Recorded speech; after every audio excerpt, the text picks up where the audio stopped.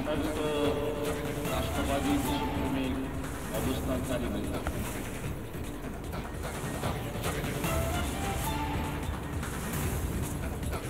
আদালত উচ্চ আদালতের নির্দেশে নিয়ম মেনে এখানে ভারতীয় জনতা পার্টির সর্বস্তরের নেতারা কর্মীরা তারা সন্দেশখালীর সঙ্গে আছে। সন্দেশখালীর মা বোনেদের লড়াইকে সম্মতি জানাতে, সলিডারিটি জ্ঞাপন করতে এই ধর্না চলছে। আগামীকালও সকাল থেকে সারাদিন সূর্যাস্তের আগে পর্যন্ত এই ধর্না চলবে। আমি প্রথমেই যথাযথ সম্মান এবং শ্রদ্ধা জানাবো বর্ষিয়ান নেতা প্রাক্তন সভাপতি রাহুল সিনহা মহোদয়কে। আমি ধন্যবাদ জানাবো সহকর্মী এবং রাজ্যের সাধারণ সম্পাদক বিধায়ক দীপক বর্মনকে, আরেক সতীর্থ ভাতৃপ্রতিম সাধারণ সম্পাদক মাননীয় জগন্নাথ চট্টোপাধ্যায়কে, এখানে সম্পাদক দীপাঞ্জন গুহ মহোদয় রয়েছেন, এখানে আমাদের উদ্বাস্তু স্থলের কনভেনার মান্যবর বিধায়ক অসীম সরকার রয়েছেন, আমাদের আরো অনেক নেতৃত্ব রয়েছেন। তার মধ্যে যারা আয়োজক, উত্তর কলকাতার প্রিয় সভাপতি তমগ্ন ঘোষ এবং দক্ষিণ কলকাতার প্রিয় সভাপতি ভাতৃপ্রতিম অনুপম ভট্টাচার্য, এদের দুজন এবং তাদের সাথীদের আমি বিশেষভাবে কৃতজ্ঞতা জানাই যে গত সোমবার থেকে তারা বারে বারে চেষ্টা করেছেন ঘোষিত কর্মসূচিতে একটি ছোট মঞ্চ এবং সীমিত সংখ্যক লোক নিয়ে, যেহেতু পরীক্ষা চলছে, আগামীকাল উচ্চ মাধ্যমিক অ্যাডিশনাল পেপার শেষ হবে, তো পুলিশ এখানে কিছুতেই করতে দেয়নি।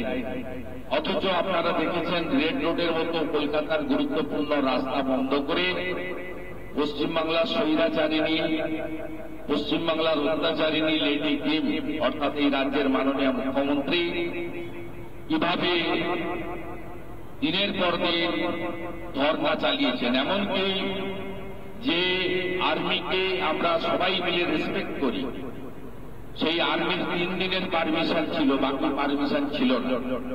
গায়ে জোরে 8-10 দিন ধরে ওখানে বসে কার্যত ড্রামা বা নাটক করা হয়েছে। তো আপনারা দেখেছেন আমাদের এক কাপ চা দেওয়ারও কোনো লোক নেই, না থাকা স্বাভাবিক, আর আমরা চাইও না। ওখানে কলকাতা পুলিশের কমিশনার বিনীত গোয়েল তিনি লালবাজার থেকে মোবাইল রেস্টুরেন্ট পাঠিয়ে দিয়েছিলেন যাতে তৃণমূলের চোরগুলো বিরিয়ানি খায়, মাংস মাছ খায়, কফি খায়, স্যান্ডউইচ খায়, আরো অনেক কিছু খায়, লাল নীল সাদা হলুদ অনেক রকমের জল পাওয়া যায়, সবকিছু যাতে তারা খায়। এই ব্যবস্থা বিনীত গোয়েলরা করেছিলেন। আজকে আমাদের বসতে গিয়ে অনেক সংগ্রাম লড়াই করতে হয়েছে, আমাদেরকে উচ্চ আদালতে যেতে হয়েছে, মাননীয় বিচারপতির কাছে একবার নয় 2বার ধরে হিয়ারিং হয়েছে। রাজ্য পুলিশ, রাজ্য সরকার, রাজ্য সরকারের পক্ষে আইনজীবীরা ভারতীয় জনতা পার্টিকে কোথাও বসতে দেবে না, সবাইকে অ্যালাউ করবে। ভারতীয় জনতা পার্টিকে আর সন্দেশখালীর নাম কলকাতার মুখে আনা যাবে না সামনে, এটাই হচ্ছে মমতা ব্যানার্জির এজেন্ডা। তিনি সব ফ্রন্টে তার সমস্ত কর্মচারীদের নিয়ে লড়াই করছে। আপনারা জানেন যে আমি প্রথম 12 তারিখে যাওয়ার চেষ্টা করেছি আমার সাথী বিধায়কদের নিয়ে, 65 কিলোমিটার দূরে সায়েন্স সিটিতে আটকেছি।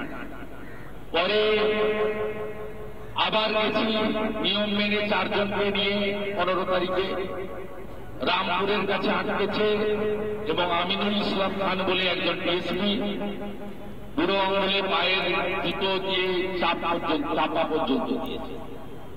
এত অসভ্য ধর্ম, নিম্নরুচির মানসিকতার এরা। আপনারা দেখেছেন আমাদের রাজ্য সভাপতি বসিরহাট এসপি অফিসে বিক্ষোভে গেছিলেন, শান্তিপূর্ণ বিক্ষোভে কিভাবে প্রায় 25 থেকে 30 জন বিজেপি কর্মীকে আক্রমণ করা হয়েছে। মাঝরাত্রে রাজ্য সভাপতি, জেলা সভাপতি অর্চনা দি, কৃষ্ণেন্দু মুখার্জি সহ প্রথম সারির নেতাদেরকে তুলে নিয়ে গিয়ে বিএসএফ এর ক্যাম্পে বন্ডে ছাড়া হয়েছে রাত্রে 1টার সময়।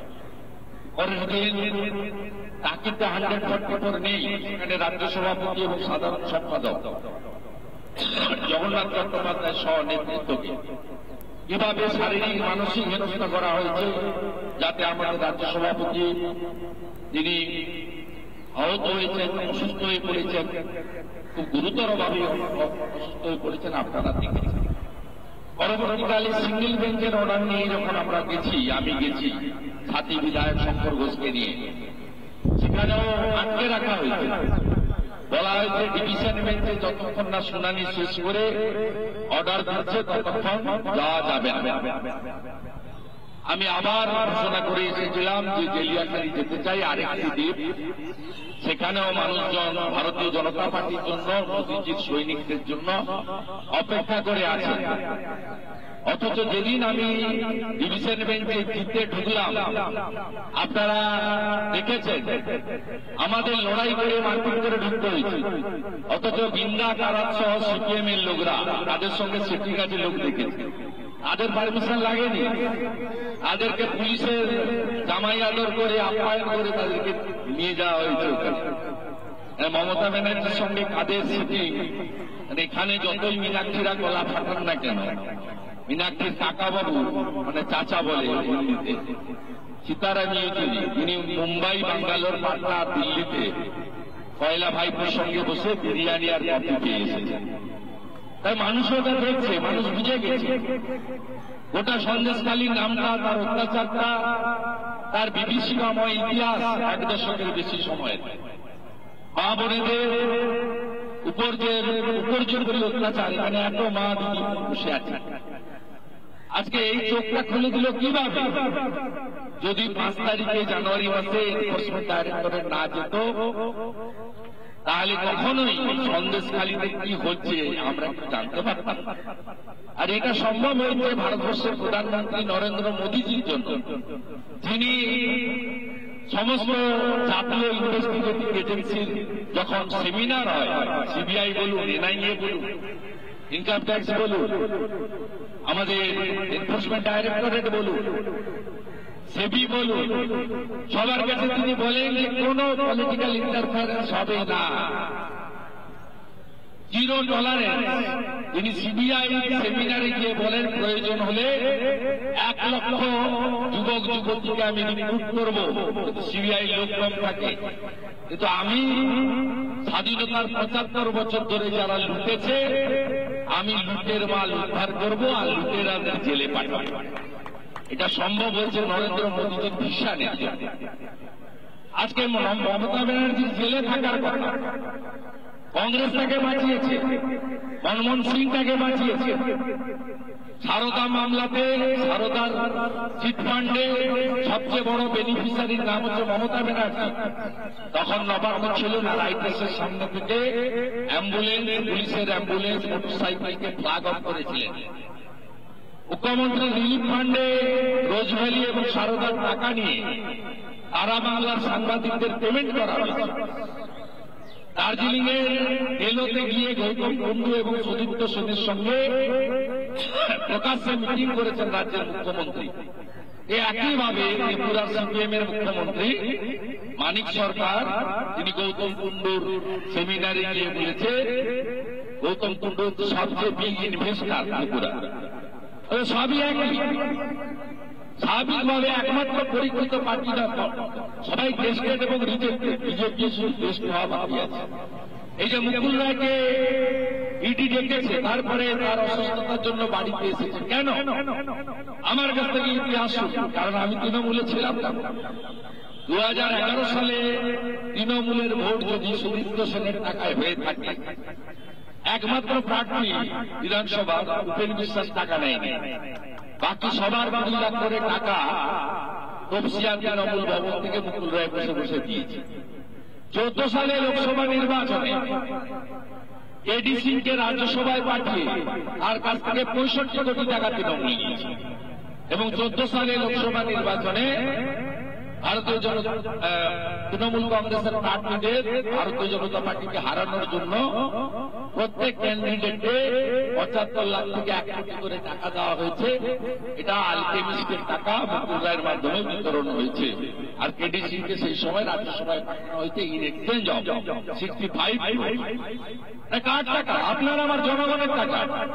যারা পঞ্জি কালেকশনে অনেক সুদের আশায় টাকা জমা করেছিল, পশ্চিমবাংলার প্রায় 2.5-3 কোটি লোকের টাকা গেছে।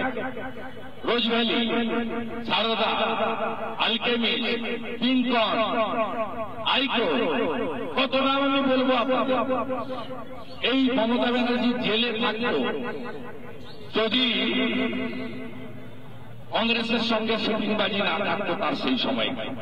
স্বাভাবিকভাবে আজকে সন্দেশখালীর ঘটনা সামনে এসেছে, চোখ খুলে গেছে এনফোর্সমেন্ট ডাইরেক্টরেট এবং সিআরপিএফের জওয়ানদের রক্তপাতের বিনিময়। সন্দেশখালী নিয়ে ভারতীয় জনতা পার্টি নিষ্ঠাভাবে লড়াই করছে। প্রত্যেকটাই আপনারা নিজেরা দেখেছেন। আমি যেদিন গ্রামে ঢুকেছিলাম সেদিন একটা সন্দেশখালী 2 ব্লকের সন্দেশখালী প্রপার জিপি 20,000 অধিবাসীর বসবাস, 18,000-19,000 লোক বিজেপির সঙ্গে 6 কিলোমিটার হেঁটেছে। একটা লোকও বাড়িতে ছিল না। আর সেদিন পশ্চিমবাংলায় সাইনবোর্ড হয়ে যাওয়া শূন্য সিপিএম বৃন্দাকারা দাঁড়িয়ে দাঁড়িয়ে দেখেছে যে লোক মুখ ফিরিয়ে নিয়ে বিজেপির কাছে গেছে। তার কারণ বিজেপি